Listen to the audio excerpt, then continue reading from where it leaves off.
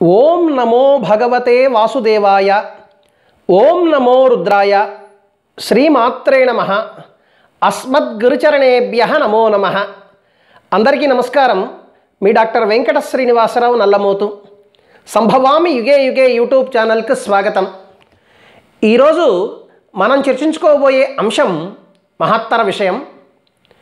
స్వార్థంతో ఏమైనా సరే, ఏ మనిషి అయినా సరే ఆలోచన ఉన్నప్పుడు అతనికి ఎప్పటికీ కలిసి రాదు.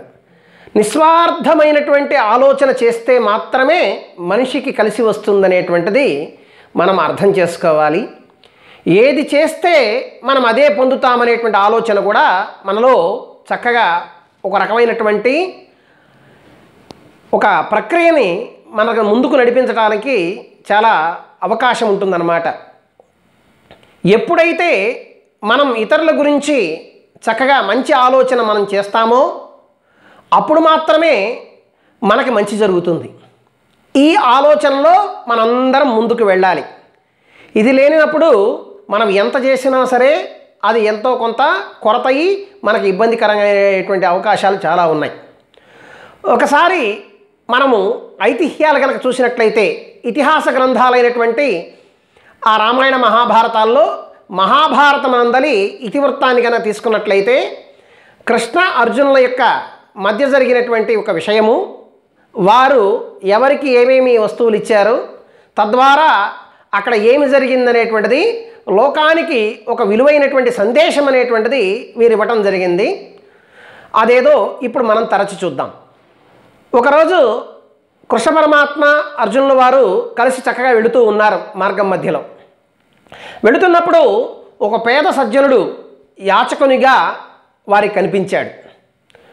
జాలిపడి అర్జునుడు తన దగ్గర ఉన్నటువంటి ఒక సంచెడు బంగారు నాణ్యాలని ఆ యాచకునికి ఇచ్చి, యాచక వృత్తి మానేసి నీ కుటుంబాన్ని పోషించుకో అని చెప్పేసి ఇచ్చి పంపించాడు. సంతోషంగా ఇంటికి వెళుతూ ఉన్నాడు ఆ యాచకుడు తీసుకొని, ఆ సజ్జనుడు.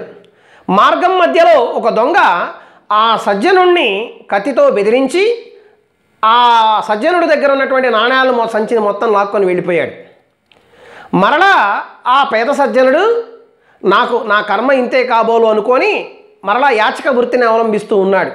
మరునాడు వీరు మరలా వచ్చారు అక్కడికి, అర్జునుడు కృష్ణుడు. అర్జునుడు ఆ యొక్క పేద సజ్జనుడిని చూసి, ఆ యాచకుడిని చూసి ఆశ్చర్యపోయాడు. ఏమయ్యా, నిన్నే కదే నేను చక్కగా ఒక సంచెడు బంగారు నాణ్యాలను ఇచ్చాను, మరలా నువ్వు యాచక వృత్తిని అవలంబిస్తున్నావు ఏంటి అనగానే వృత్తాంతం మొత్తం ఆ యాచకుడు చెప్పాడు జరిగింది. దానికి జాలిపడి ఆయన దగ్గర ఉన్నటువంటి విలువైనటువంటి వజ్రాలలో ఒక విలువైన వజ్రం, అత్యంత ఖరీదైనటువంటి వజ్రాన్ని ఆ యాచకునికి ఇచ్చి, ఓ సజ్జనుడా, ఇక నుంచి నువ్వు సుఖంగా జీవించు, నీ కుటుంబం అంతా కూడా అని చెప్పేసి అర్జునుడు చెప్పేసి చక్కగా అక్కడి నుంచి బయలుదేరి వెళ్ళాడు. ఇప్పుడు ఈసారి జాగ్రత్తగా ఇంటికి వెళ్ళు అని చెప్పి అనగానే అర్జునుడు చేసిన ఉపదేశాన్ని స్వీకరించినటువంటి ఆ యాచకుడు దాన్ని జాగ్రత్తగా తీసుకొని ఇంటికి వెళ్ళాడు. ఇంటికి వెళ్ళి భార్యకు కూడా తెలియకుండా ఒక కుండలో ప్రతిరోజు నదీ స్నానానికి వెళ్ళి అక్కడి నుంచి శుచిగా స్నానమాచరించి చక్క మంగళప్రదంగా అక్కడి నుంచి మంచినీరు తాగడానికి నీరు తెచ్చుకునేటువంటి ఆ కుండలో ఆయన భద్రపరిచి ఆ రోజు చక్కగా నిద్రపోయాడు. నిద్రపోయిన తర్వాత ప్రాతకాలం మంది లేచి చూడంగానే ఆ కొండ కనపడలేదు, భార్య కనపడలేదు. అదేంద్ర రామచంద్ర అనుకుంటూ అక్కడి నుంచి త్వరగా నదీ తీరానికి వెళ్ళాడు. కొండ కనపడింది, భార్య కనపడింది. అమ్మయ్య అనుకున్నాడు. వెంటనే కొండలోకి అలా నీరుంటే ఆ నీటిని మొత్తం అలా తీసి చూశాడు. చూస్తే అక్కడ వజ్రం అనేటువంటి కనపడలేదు. ఆ సాధ్వీమణికి కూడా తెలియదు ఆ కుండలో వజ్రం ఉన్నదని. వెళ్ళింది, చక్కగా శుచిగా స్నానమాచరించి నీటిని పట్టుకొని వస్తూ ఉన్నది. ఆ నదీ ప్రవాహంలో ఆ వజ్రం కట్టుకొని వెళ్ళిపోయింది. చివరికి ఇది ఇదే నా భాగ్యం లేదనుకుంటూ ఆ సజ్జనుడు మరలా యాచకుడిగా మారి వీధిలో తిరుగుతూ ఉన్నాడు. ఆ తిరుగుతూ ఉన్న సమయంలో కృష్ణార్జునులు మరలా అతన్ని చూశారు. చూసి ఏమైందో అని చెప్పి విచారించారు. ఇతను ఎవరో కదా, పరమ దురదృష్టవంతుడిలాగా ఉన్నాడు, ఎంత ప్రయత్నం చేసినా కానీ ఇతని జీవితం బాగుపట్టలేదు, సంచెడు బంగారు నాణ్యాలను పోగొట్టుకున్నాడు, విలువైనటువంటి వజ్రాన్ని కూడా పోగొట్టుకున్నాడని చెప్పేసి ఇంకేం చేస్తాం, ఈసారి ఏం జరుగుతుందో చూద్దామని చెప్పేసి అలా ఇక చేతిలో ఏమి పెట్టేది లేదన్నట్టుగా అర్జునుడు అన్నాడు. అప్పుడు కృష్ణ పరమాత్మ, నువ్వు ఉండు అర్జున, నేను 2 బంగారు నాణ్యాలు మాత్రం ఇస్తాను అనగానే ఈ 2 బంగారు నాణ్యాలతో అతనేం చేసుకుంటాడు అన్నట్టుగా అర్జునుడు అనుకుంటున్నాడు. కృష్ణ పరమాత్మ 2 బంగారు నాణ్యాలు ఇచ్చాడు. వీటితో సుఖంగా జీవించమని చెప్పాడు. జీవించమని చెప్పి వాళ్ళు అక్కడి నుంచి వెళ్ళిపోయారు. అప్పుడు ఆ యొక్క యాచకుడు, ఆ సజ్జనుడు, సంచెడు బంగారు నాణ్యాలను పోగొట్టుకున్నాను, విలువైన వజ్రాన్ని పోగొట్టుకున్నాను, నా భాగ్యం ఇంతే కాబోలు అనుకొని, నేను మందభాగ్యుణ్ణి అనుకొని ఈ 2 బంగారు నాణ్యాలు నాకు ఏం చేస్తూ ఉంటాయి అని అనుకుంటూ మార్గం మధ్యలో వెళుతూ ఉన్నాడు. వెళుతూ ఉన్న సమయంలో ఒక జాలరి చక్కగా ఒక నదీ ప్రవాహంలో వల వేసి అదే ఆ చేపలను పట్టాడు.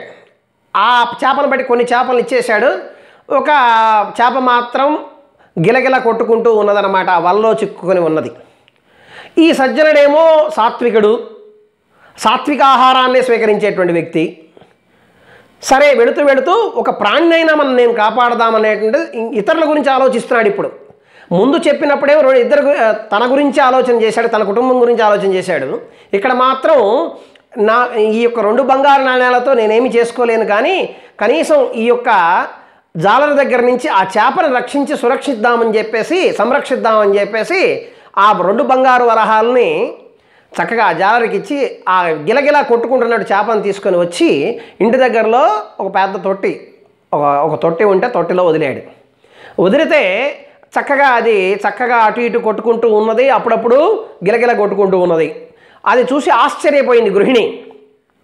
ఈ చేప ఏదో లోపల ఏదో శరీరంలో ఏదో గొంతులో ఏదో చిక్కుకున్నట్టు ఉంది, గిలగిల కొట్టుకుంటుంది, దీన్ని గమనించక మీరు అట్నే ఇసిరి వేశారు నీళ్ళల్లో అని తీద్దామని చెప్పి పైకి తీసి చూడంగానే ఈ నదీ ప్రవాహంలో ఎప్పుడైతే కొండను ముంచినప్పుడు కొట్టుకుపోయిన వజ్రం ఉన్నదే, ఆ విలువైన వజ్రం ఆ చేప ఆ గొంతులో ఉన్నది. అది తీశారు. తీయంగానే ఆశ్చర్యపోయాడు. ఎవరో ఆ యాచకుడు ఆశ్చర్యపోయి, నాకు దొరికింది, నేను పట్టేశా అని చెప్పేసి గట్టిగా అరిచి పారేశాడు. ఆ అరిచేటువంటి సమయంలో అక్కడ ఎవరైతే ముందు రోజు ఇతని దగ్గర బంగారు వరహాల సంచిని కొట్టేసి మొత్తం మూట కట్టుకొని ఇతర ఇళ్లల్లో ఏదన్నా తీద్దామని చెప్పి రాత్రి సమయం అయ్యేసరికి అక్కడికి వచ్చినటువంటి వాడు వెనక గోడవ చాటున ఉన్నాడు. చూసేశాను, పట్టేశాను, దొరికింది అనేటువంటిది నేనే దొరికాను కాబోలనుకొని బయటకు వచ్చాడు ఆ దొంగ ఆ యాచకుడి దగ్గరికి. అయ్యా, నేను నిన్న మీ దగ్గర తీసుకున్నటువంటి ఈ సంచి బంగారు వరహాలు నీకే ఇచ్చేస్తున్నాను, నన్ను మాత్రం రాజభటులకు పట్టించవద్దని చెప్పేసి ప్రాధేయపడ్డాడు. ప్రాధేయపడంగానే ఒకసారిగా ఆ బంగారు నాణ్యాలు ఇచ్చేసి వెళ్ళిపోయాడు. తీసుకొని చెప్పేసి నన్ను మాత్రం రాజభటులకు పట్టించొద్దని చెప్పాను. దంపతులు ఆశ్చర్యపోయారు. పోగొట్టుకున్న 2 విలువైనటువంటి వస్తువులు దొరికినాయి. తమకు ఎంతో ఆనందపడిపోయారన్నమాట. మిక్కిలి ఆనందాన్ని పొందారు వాళ్ళు. వెంటనే వెళ్ళి ఈ విషయాన్ని నాకు ఈ యొక్క సంచెడు బంగారు వరహాలు, అలానే మహావజ్రం ఇచ్చినటువంటి అర్జునుడికి, అలానే నాకు 2 బంగారు నాణ్యాలు ఇచ్చేసి లోక కళ్యాణం చేయమన్న ఒక ఉపదేశాన్ని చేసినటువంటి కృష్ణ పరమాత్మకు చెప్పాలని చెప్పి కృష్ణార్జునుల దగ్గర పరిగెత్తుకుంటూ ఒక పరుగున వెళ్ళాడు ఆయా సజ్జనుడు. కృష్ణ, నేను ఎంతో అమూల్యమైనటువంటి బంగారు నాణ్యాల సంచి వజ్రం ఇచ్చినా ఏ విధమైనటువంటి ఆలోచన చేయకుండా అలా వచ్చేసి ఆ వృత్తాంతాన్ని చెప్పేశాడు. చెప్పిన తర్వాత అర్జునుడు ఆశ్చర్యపోయాడు. ఏం ఆశ్చర్యపోయా కృష్ణుడితో అంటున్నాడు అర్జునుడు, ఓ కృష్ణ, ఎంతో విలువైనటువంటి బంగారు నాణ్యాలు కలిగినటువంటి నిండు సంచిని నేను ఇచ్చాను, విలువైన వజ్రాన్ని ఇచ్చాను, కానీ ఆయన దశ తిరగలేదు. కానీ నీవు ఇచ్చినటువంటి 2 బంగారు నాణ్యాలతో తన జీవితాన్ని మలుపు తిప్పినాయి అని చెప్పి ఇది ఎలా సాధ్యమైందని చెప్పేసి ప్రశ్నించాడనమాట అర్జునుడు కృష్ణ పరమాత్మని. అప్పుడు కృష్ణుడు చక్కగా అర్జునుడికి ఉపదేశం చేస్తున్నాడు. అర్జున, అతని వద్ద ఉన్నటువంటి బంగారం వజ్రం ఉన్నప్పుడు అతను తన అవసరాల గురించి మాత్రమే ఆలోచించాడు, తన గురించి తన కుటుంబం గురించి మాత్రమే ఆలోచించాడు. కానీ 2 బంగారు వరహాలు అతని దగ్గర ఉన్నప్పుడు మరో జీవి గురించి ఆలోచించాడు. అంటే మంచి చెడు అనేటువంటి కష్ట సుఖాల గురించి ఆలోచించాడు. ఆ ప్రాణిని రక్షించాలని ఆలోచన చేశాడు. ఆ ఇతర జీవుల గురించి ఆలోచన తెచ్చుకున్నాడు కాబట్టే నిజానికి అది భగవంతుడు చేయవలసిన పని. అంటే అర్థం ఏంటి? ఇతర ప్రాణులన్నింటినీ కూడా ఈ లోకంలో రక్షించాల్సింది ఎవరు? భగవంతుడు రక్షించాలి. భగవంతుడు చేయవలసినటువంటి పనిని ఈ సజ్జనుడు చేశాడు. కాబట్టి భగవంతుని యొక్క పనిని, దేవుని యొక్క పనిని పంచుకున్నాడు. కాబట్టి అతని కష్టములన్నిటినీ కూడా నేను పంచుకున్నాను అని కృష్ణ పరమాత్మ వదిలిచ్చాడనమాట. అంటే అర్థం ఏంటి? భగవంతుడు అన్ని విషయాలను చూస్తూ ఉంటాడు. మనం ఏం చేస్తున్నామో చూస్తూ ఉంటాడు. మనం ఏ విధంగా నడుచుకోవాలో, మనం ఏ విధంగా నడుచుకుంటున్నామో ఇవన్నీ కూడా గమనిస్తూ ఉంటాడు భగవంతుడు. ఏదో ధనం అనేటువంటిది ఈరోజు ఉంటుంది, రేపు పోతుంది, లేదా ఈరోజు లేకపోతే రేపు వస్తుంది. కానీ ఆ వచ్చినటువంటి ధనాన్ని సద్వినియోగం చేయడం అనేటువంటిది చాలా ముఖ్యం. లోక కళ్యాణం కోసం చేయడం అనేది ఇంకా ముఖ్యం. అంటే పరుల యొక్క ఉన్నతి కోసం ఎప్పుడైతే మనం పాకులాడతామో, మన చుట్టూ ఉన్న వారి యొక్క ఉన్నతి కోసం మనం ఎప్పుడైతే తపిస్తూ ఉంటామో, జీవకారుణ్యాన్ని, దయని కలిగి ఎప్పుడైతే మనం ముందుకు వెళుతూ ఉంటామో, అప్పుడు భగవంతుడు మనకి అన్ని రకాలుగా సహాయ సహకారాలు అందిస్తాడు. అందుకే పరోపకారాయ ఫలంతి వృక్షాః, పరోపకారాయ వహంతి నద్యః, పరోపకారాయ దుహంతి గావః, పరోపకారార్థమిదం శరీరం. పరులకు ఉపకారం చేయడం కోసమే వృక్షాలు ఫలిస్తున్నాయి. పరులకు ఉపకారం చేయడం కోసమే గోమాతలు పాలిస్తున్నాయి.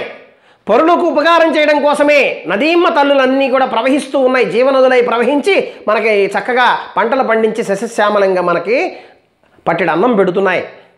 ఇదం శరీరం, ఈ శరీరం ఉన్నంతకాలం కూడా పరోపకారార్థం ఇదం శరీరం. ఈ శరీరాన్ని పరులకు ఉపకారం చేయడం కోసం ఉపయోగించాలి. అంతేగాని శరీరాన్ని పోషించుకోవడం కోసం కాదు మనకు భగవంతుడి జీవితాన్ని ఇచ్చింది. మనల్ని పోషించుకుంటూ మన చుట్టుపక్కల ఉన్నటువంటి వారిని కూడా పోషించగల శక్తి భగవంతుడు మన అందరికీ ఇచ్చాడు.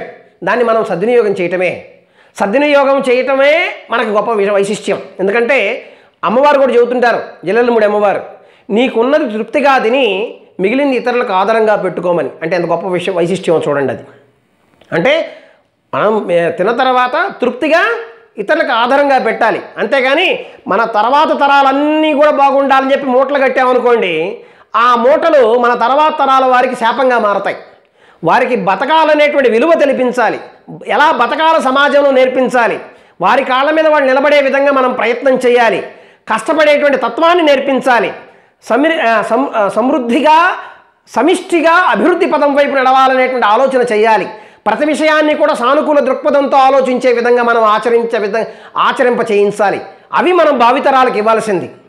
ఎటువంటి కష్టం వచ్చినా, ఎటువంటి నష్టం వచ్చినా, ఎటువంటి పీడలు వచ్చినా సరే మనోనిబ్బరంతో ముందుకు వెళ్ళి వాటన్నిటిని కూడా అధిగమించగల శక్తి వారికి మనం ప్రసాదించాలి. అవి వారిని ముందుకు నడిపించేవనే కానీ మనం కట్టినటువంటి మూటలు కాదు, మనం కట్టినటువంటి మిద్దెలు కాదు. అవి మనం గుర్తెరిగి సమాజంలో మనకున్నది తృప్తిగా తిని మన పరివారానికి కొంత పెట్టుకొని మిగిలింది ఇతరులకు ఆధారంగా పెట్టామంటే అంతకన్నా కావాల్సింది ఏముంటుంది చెప్పండి? లోక కళ్యాణం అంటే అదే. ఈ ఆధునిక యుగంలో లోక కళ్యాణం అంటే అలానే జరుగుతుంది. సత్యకాలంలో అంటే అనేక రకాలైనటువంటి, ఇది ఆధునిక కాలం కదా. ఆధునిక కాలంలో మనం చేయవలసిన మన ప్రయత్నం మనం చేయాలి, మన జీవనం మనం గడపాలి. అలానే పక్కన వారిని కూడా మనం ఆదర్శవంతమైన జీవితం గడిపే విధంగా మనం ప్రయత్నం చేయాలి. కనీసం ఆ ప్రయత్నం చేయకపోయి వారిని ఇబ్బంది పెట్టకూడదు. ఈ విధమైన భావజాలను ముందుకు పెడితే మనం ఏ పని చేస్తే అదే మనతో వస్తుంది. స్వార్థంతో ఉన్నంతకాలం మనిషి అనేటువంటి వాడు ఉన్నతిని పొందలేడు. నిస్వార్థంగా ముందుకు వెడితే తప్పక అన్ని అనుకూలతలు ఆ వ్యక్తికే వస్తాయి అంటానికి ఈ యొక్క ఐతిహ్యమే, ఈ మహాభారతాంతర్గత విషయమే నిలువెత్తు నిదర్శనం. కాబట్టి ఈ వీడియో కనుక మీకు నచ్చినట్లయితే సంభవామి యుగే యుగే యూట్యూబ్ ఛానల్ సబ్స్క్రైబ్ చేయండి, అందరి చేత చేయించండి. 10 మందికి ఈ వీడియోని పంపించి వారు కూడా తిలకించే విధంగా ప్రయత్నం చేయండి. సంభవామి యుగే యుగే యూట్యూబ్ ఛానల్లో అందరూ కూడా సబ్స్క్రైబ్ చేసి అందరి చేత చేయించే విధంగా మీరు ప్రోత్సహించండి. ఈ పవిత్ర మహాయజ్ఞంలో మీరందరూ కూడా భాగగ్రహీతలు అవుతున్నందుకు పేరు పేరున ధన్యవాదాలు తెలియజేస్తూ సర్వే జనా సుఖినో భవంతు, సమస్త సన్మంగళాని సంతు, స్వస్తి.